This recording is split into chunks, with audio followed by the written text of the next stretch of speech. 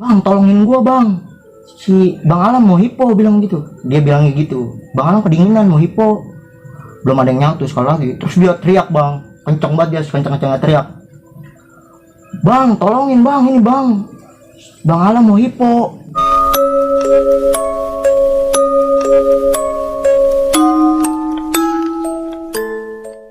Assalamualaikum warahmatullahi wabarakatuh. Kembali lagi bersama gua Muhammad Jidan Fatur Rahman di channel Jidan TV. Di konten kali ini gue mendatangi narasumber yang ingin menceritakan pengalamannya saat mendaki Gunung Cikuray, Garut. Gak usah lama-lama lur, langsung saja bang. Ente perkenalkan diri ente bang. Baik, sebelumnya Bismillahirrahmanirrahim. Assalamualaikum warahmatullahi wabarakatuh. Waalaikumsalam. Perkenalkan, nama gua Alam, gua dari Bekasi. Sini gua ingin menceritakan pengalaman mistis gua ya, di pendakian Gunung Cikuray. Waktu itu gua naik Gunung Cikuray itu antara 2019 2020 lah, lupa gua. Pokoknya antara akhir tahun dan juga awal tahun gitu. Nah, rencana awal gua naik Gunung Cikuray ini gua berdua bang, sama kawan gua, kita sebut aja namanya si Rianto lah. Nah, si Rianto ngajakin gua naik gunung, kebetulan gua lagi megang duit, ya kan, lagi megang duit. Nah, waktu itu libur juga lah, libur akhir tahun gitu lah. Nah, biasalah pendaki-pendaki pemula ala, ya kan, gue bikin snap, awalnya bikin snap, terus di komen nih sama temen gua, si Rama. Dia bilang, lu mau naik, kata dia gitu. Gue bilang iya, gue mau naik ke Gunung Cikuray. Wah, barengin aja, kata si Rama tuh. Kebetulan gue juga mau naik ke Cikuray gitu. Gue pihak pemancar, Ram. Iya, gue juga sama pihak pemancar gitu. Yaudah, barengin aja dah, kata dia. Tunggu dulu, gue tanya kawan-kawan gue dulu, soalnya tenda udah ngepas gitu. Lah, gue bilang lagi, gue bawa tenda dari sini, gue juga bawa kompor, peralatan gue juga lumayan lengkap lah gitu. Nah, singkat cerita dia dan teman-temannya setuju buat ngajak gue bareng naik ke Gunung Cikuray kan. Nah, awalnya gue dari sini, dari kumpul di Cibitung waktu itu, di perumahan. Di situ dianterin sama temen dia pakai losbak, kan, pakai losbak sampai ke pasar induk. Di situ kan banyak mobil sayur tuh, ya kan, banyak mobil sayur dengan segala macam tujuan lah. Nah, gue di situ sama kawan-kawan gue negosiasi buat nyari yang dari pasar induk ke terminal Garut. Kebetulan waktu itu ada satu mobil truk, tapi kata supirnya saya berangkat antara jam 12 sampai jam 1 malam. Gue bilang, oh yaudah nggak apa-apa pak, saya sambil nunggu aja di sini, di dekat-dekat situ kan ada pom tuh kan. Nah, pas gue lagi nunggu di pom, salah satu temannya si Rama ini ngajak beli minuman bang, patungan. Gue bilang, gue kalau soal naik gunung gue nggak berani minum bang. Maksudnya minum-minuman apa nih? Minum-minuman beralkohol lah. Kan kalau anak muda sekarang sebutnya buat ngangetin badan lah, kata dia. Gue bilang, gue nggak minum bang, kalau mau naik gunung mah lu aja nih, gue nambahin gitu.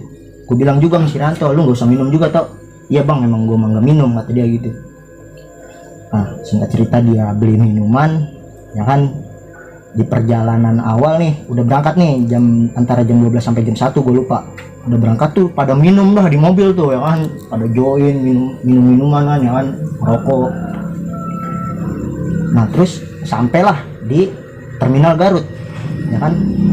Nggak lama gua turun dari mobil truk itu, terus ada mobil losbak nih yang nyamperin, bang. Mau kemana kang, kata dia gitu. Oh, mau naik Cikuray kang, dia pemancar. Nah, kebetulan dia juga jalurnya itu mobil bak itu tumpangan ke pemancar. Nah, negosiasi lagi lah teman gue tuh berapa harganya. Terus setelah deal, gue berangkat lah dari terminal Garut ke base camp Cikuray, ya kan, ke base camp Cikuray. Gue ngurusi maksi segala macem, ya kan, ngurusi maksi. Terus ada satu rekannya si Rama namanya Agodel, ya dia gua anggap lebih paling tua lah di grup gua, paling tua. Dia memimpin doa, ya kan, beri sedikit nasihat kayak gitu. Tapi posisi awal itu emang bocah-bocah dia tuh udah mabuk bang gitu bang, udah nggak steril lah, ya kan. Setelah mimpin doa, gue naik sedikit, tuh kan ada kebun-kebun teh tuh, ya kan, pihak pemancar tuh. Nah, nggak lama dari kebun teh, sekitar 10-15 menit, itu udah mau masuk vegetasi tertutup bang, hutannya tuh. Tapi sebelum masuk hutan, di situ gue ingat banget ada pohon gede, ya kan, pohon gede sebelah kanan kalau dari arah naik, sebelah kanan. Gue mutusin buat ngaso dulu di situ, ya, ngaso dulu di situ, duduk. Teman-teman gue juga pada ngaso di situ, duduk lama ngobrol-ngobrol. Tapi kok makin lama kayaknya suasananya nggak enak gitu bang, kayak ada yang ngeliatin dari belakang nih di pohon gede itu. Begitu perasaan gue, mungkin firasat gue aja ya, nggak tenang gitu bang, nggak tenang. Gue bilang, wah anjir nggak beres nih, udah yuk kita naik lagi yuk, takut ke sorean ntar di tempat camp, gue bilang gitu. Ya udah, dari perjalanan dari pos 1 ke pos 2 itu gue belum ada apa-apa bang, belum ada hal-hal janggal lah. Nah pas dari pos 2 ke pos 3 ini baru nih hal-hal yang gak enak mulai terjadi. Kayak dari pos 2 ke pos 3 gue naik antara 20 menitan, ditawain bang sekali kayak suara bebek kayak gitu.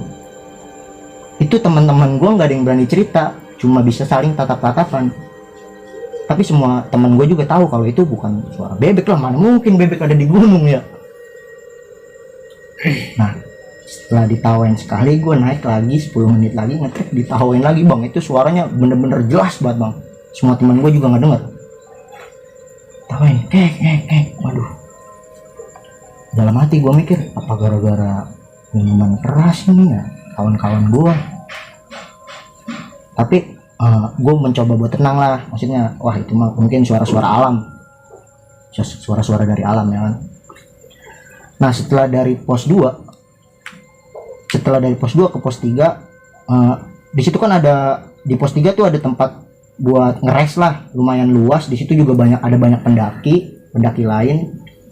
Di situ gue dan kawan-kawan gue mutusin buat rest lama gitu bang, antara 30 menitan lah. Soalnya gue masak mie, nyeduh kopi, bakar rokok ya kan, sambil cerita-cerita sama pendaki lain. Nah posisi itu juga udah jam 3 sore. Ingat gue jam 3 sore kan udah lumayan gelap tuh bang. Ditimpa ada sedikit kabut turun. Nah dari pos 3 ke pos 4 ini itu gue ditimpa hujan bang, bener-bener segede-gedenya hujan tuh, kayak ada petirnya, kayak ada angin. Nah bodohnya gue lagi sama kawan-kawan gue nggak ada yang bawa jas hujan satupun sama sekali. Jadi kan otomatis pakaian gue basah semua nih, carry juga basah ya kan. Udah gitu carry-nya nggak ada koper bagnya.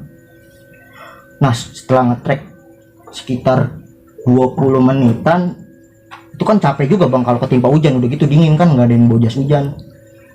Nah Agodel ini ya kan, yang tadi gue bilang dia paling tua lah, dia mutusin buat udah kita ngebangun tenda di sini gitu. Kita nggak mungkin terusin ke atas lagi, khawatir kan gue bawa cewek juga bang satu nih. Di ini apa namanya, di grup gue ada ceweknya juga satu, khawatir cewek juga kenapa gitu, takut ada yang kedinginan atau segala macam. Jadi gue memutusin buat bangun tenda di sekitar pos 3 ke pos 4, di tengah-tengah, masih di tengah-tengah trek tuh bang. Gue ngebangun tenda juga gue nggak tahu basicnya gitu, gue asal-asalan aja, yang penting berdiri tenda gitu ya kan. Gue jadi ngebangun tenda, gue di bawah nih sama teman gue si Rianto. Nah si Rama, Agodel dan kawan-kawan itu di atas, lumayan ada sekitar 15-20 meteran di atas gitu bang. Nah begonya gue lagi, gue bikin tenda itu di jalur air bang. Gue nggak tahu tuh kalau di dunia pendakian tuh ada kayak jalur air kayak gitu segala macem lah. Gue baru tahu itu, maksudnya pas gue ngebangun tenda, gue masak kan, gue masak mie, masak nasi, tapi sayangnya nasinya aron bang, gagal gue. Maksudnya makan nasi gue gagal, ya udah gue masak mie, makan mie lagi deh gue tuh. Gue makan mie, setelah makan mie gue sempet ngerokok tuh sebatang, setelah ngerokok gue tidur, maksudnya tiduran pakai sleeping bag tuh, gue satu berdua gue masih Rianto. Nah kok gue perhatiin nih pas gue lagi tiduran, ini tenda kok makin kayak rubuh gitu ya, makin doyong lah. Soalnya ini atas tenda nih, sama pala gue makin lama makin ini bang, makin mau nempel gitu sama pala gue. Wah pas gue periksa ke samping, wah air bener-bener pada basah semua, basah lagi nih pakaian gue nih, ketimpa air yang dari atas gitu bang. Kan gue bikin tenda di jalur air tuh, bener-bener kebas lagi baju gue. Nah si Rianto tuh di situ ngeluh kedinginan, bang gue dingin banget bang. Gue ya udah toh lu peluk gue nih, gue meluk lu ya, gue bilang gitu. Gue peluk dia, terus kaki dia gue tempelin bang, kaki gue gini, jadinya kan maksudnya biar hangat lah gitu. Nggak lama dia udah reda nih kedinginannya, pindah ke gua bang, pindah ke gua. Itu posisi malam bang, udah sekitar jam 7-an, tahu sendiri di gunung jam 7 ditimpa hujan, pakaian gua basah semua, baju gua peluk dia, kok pindah ke gua dinginnya ya. Gua bilang toh gua juga kedinginan toh, sumpah toh gua nggak bisa gerak toh sama sekali nih kaki gua nih, lu minta tolong toh ke atas. Gua bilang. Terus dia teriak tuh, bang tolongin gua bang, si Bang Alam mau hipo, bilang gitu. Dia bilangnya gitu, Bang Alam kedinginan mau hipo. Belum ada yang nyautus sekali lagi. Terus dia teriak bang, kenceng banget dia, kenceng-kencengnya teriak, bang tolongin bang, ini bang Bang Alam mau hipo. Terus dia nyaut nih yang di atas nih, iya tunggu gitu, tunggu ke situ. Terus dia berapa orang tuh turun ke bawah ngeliat tenda gua, shock bang. Orang bener-bener rubuh tenda gua, bener-bener gara-gara ketimpa hujan tuh rubuh parah tenda gua. Ya ampun, kayak maksudnya ya Allah, tenda lu iya air mulu isinya, dibilang gitu. Iya makanya nih tolongin gua bilang gitu. Terus pertama si Rianto nih diangkut sama dia, dibuka tenda, ditarik si Rianto masih bisa jalan tuh. Pas gua bilang gua nggak bisa jalan, gua nggak kuat jalan, lu bawa jaket atau apa gitu biar supaya gua dipeluk lah pas jalan dari bawah ke atas ke tenda dia itu bang, biar gua nggak terlalu kedinginan. Nah setelah gua sampai di tenda dia, langsung gua dikelanjangin bang sama Agodel tuh, dikelanjangin, baju gua semua dibuka, gua di situ pakai sempak doang. Nah setelah gua jalan ya kan, gua dipeluk tuh sama teman gua, ingat banget gua namanya si Rama itu, gua banyak jasa bener sama dia. Soalnya gue bener-bener dipeluk gitu, kayak bapak meluk anaknya gitu. Dia kayak perhatian banget sama gue, dipeluk, bawa ke atas. Pas sampai tenda dia, gue bener-bener dikelanjangin bang, semua pakaian gue dibuka. Padahal di tenda itu ada cewek satu, bodo amat gue, udah nggak ada rasa malu itu. Pokoknya gue kedinginan, yang penting gue anget gitu. Terus dikasih kain sama dia, dipeluk sama dia, katanya baca-bacaan, bilang itu. Iya gue baca-bacaan. Nah setelah dingin gue hilang, gue kurban kan tuh pakai kain bang, kain sarung. Gue dengar obrolan gini bang, itu apa nak di luar tenda, kata Agodel. Gue akuin Agodel ini orangnya dewasa lah, maksudnya dewasa ini nggak mau ngebuat yang lain panik gitu, nggak mau ngebuat yang lain takut. Padahal dia tahu itu bukan benda gitu, itu bener-bener kayak bayangan hitam bang. Tapi dia diam aja gitu di situ. Kata Godel itu sampah itu, kata Godel gitu. Padahal pagi-pagi dilihat nggak ada sampah di luar tenda. Nah pas itu kan kata Godel sampah, dia tidur lagi. Padahal mah dia juga tahu maksudnya itu bukan sampah. Ya udah dia santai aja tuh sambil nyalain musik religi lah, kayak sholawatan kayak gitu, biar nggak terlalu mencekam malam itu. Itu posisi masih hujan bang, terus sampai pagi gue hujan, dari jam 5 sore sampai pagi lagi masih hujan. Jam 6 masih gerimis ya kan. Nah setelah gerimis itu selesai, akhirnya muncul matahari kan ya. Seneng banget gue bang, masih ngeliat matahari lagi gitu. Dalam hati gue bilang alhamdulillah ya Allah masih ketemu matahari gitu. Nggak kayak semalam, maksudnya gue udah hampir mati. Gue semalam juga dalam hati ngomong bang, yang posisi gue kedinginan itu, ya Allah jangan sampai ya Allah saya meninggal di sini ya Allah, maksudnya orang tua saya nunggu di rumah, bantu saya ya Allah, tolong saya. Dalam hati bilang gitu bang. Nah setelah gue ngeliat matahari gue seneng kan ya, seneng bukan main gue. Terus anak-anak juga baru pada berani tuh keluar tenda buat ngeliat udara pagi lah, adem kan ya. Terus masak-masak. Pas lagi masak-masak, gempa bang. Gempa itu maksudnya ngegoyang banget gitu gunungnya. Gue nggak tahu dari emang itu gunung masih aktif atau gimana ya. Pokoknya bener-bener goyang. Gempa. Gue tanya, lah ini kok goyang-goyang gini ya? Terus gue tanya, lu ngerasain goyang nggak tuh? Iya bang, gempa ini bang, gempa. Wah bocah langsung pada panik semuanya, kalut lah, panik lagi tuh. Udah gimana nih, udah buru-buru masak. Pas habis masak makan ya kan, makan tuh gue bareng-bareng tuh semuanya. Maksudnya ngegelar ini apa namanya, tikar bareng-bareng makan. Setelah makan packing ya kan. Terus Agodel bilang gini, gimana nih, masih pada mau lanjut nggak buat muncak katanya. Karena posisi di situ air udah habis bang, ya kan, pakaian basah semua.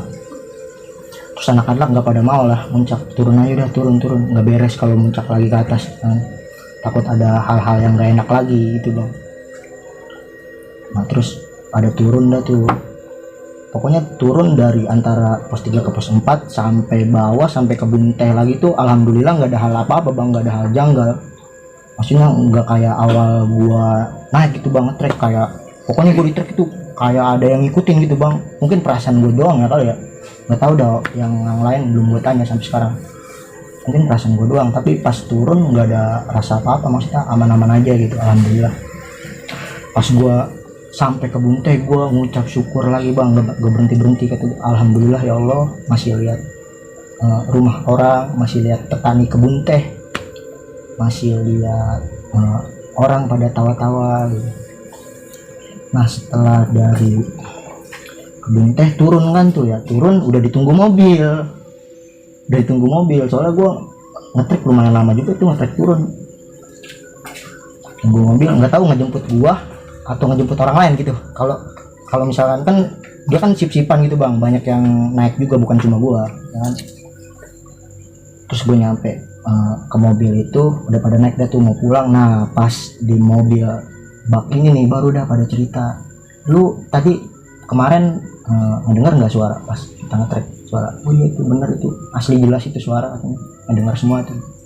Nah terus Agodel ini juga bilang itu yang semalam kata gua plastik sampah itu bukan sampah sebenarnya, kata dia.